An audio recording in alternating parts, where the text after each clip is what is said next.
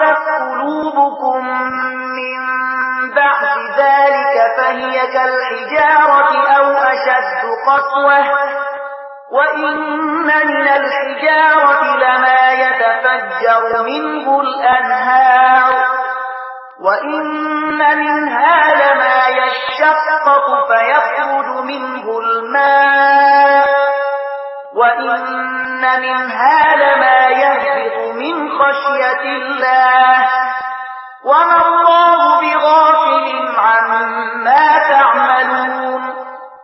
خو د دغه ډول نکانو لیدلو وروسته هم په پای کې ستاسو زړونه سخت شو، د تیګو په شان سخت، بلکې له هغونه هم څه زیات سخت، ځکه ځینې داسې تیګه هم شته چې له هغونه چینی راوځي بهیږي، ځینې چوي او بوتره نه راوځي او ځینې د خدای له ویرې لړزيږي رالويږي.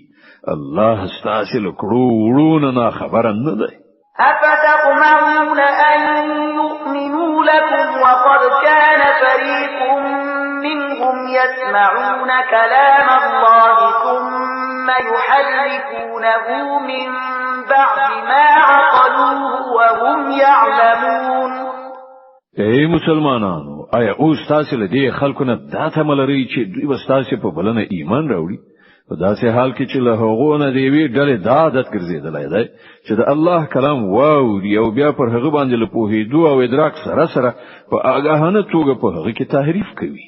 وَإِذَا لَقُوا الَّذِينَ آمَنُوا قَالُوا آمَنَّا وَإِذَا خَلَا بَعْضُهُمْ إِلَى بَعْضٍ قَالُوا أَتُحَدِّثُونَهُم بِمَا فَتَحَ اللَّهُ عَلَيْكُمْ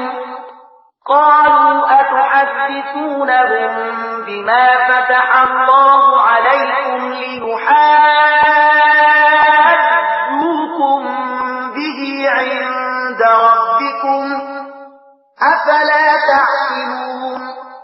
او په محمد رسول الله باندې له ایمان راوړونکو سره چې کله یو ځای شي نو وایي چې موږ هم هغه منلای دی، او کله چې په خپل منځو کې یو له بل سره په ګوښه کې خبرې اترې کوي نو وایي چې احمقان شوي چې دوی ته هغه خبرې ورخي چې الله تعالی تاسو ته درخودلې دي، تر څو چې تاسو د رب وړاندې تاسو پر خلاف د دلیل په توګه وړاندې کړئ.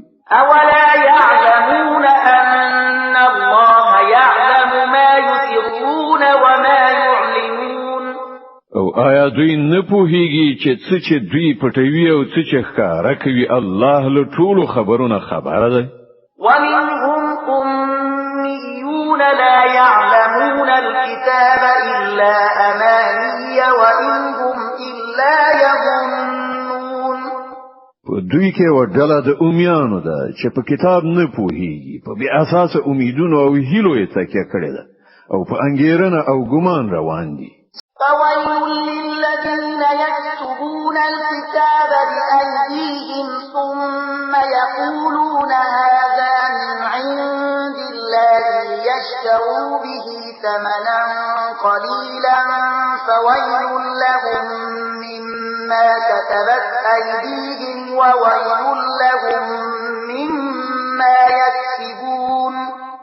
نو هلاکت او تباہی ده د هغو کسانو لپاره چې په خپل لاسونو د شرع لیکنه کوي او بیا خلکو ته وایي دا د الله څخه راغلی ده، ترڅو د هغې په بدل کې لږ غونډه ګټه په لاس راوړي.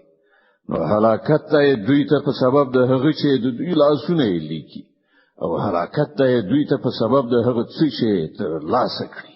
وقالوا لن تمسنا النار إلا أياما معدودة قل أتخذتم عند الله عهدا فلن يخلف الله عهده أم تقولون على الله ما لا تعلمون.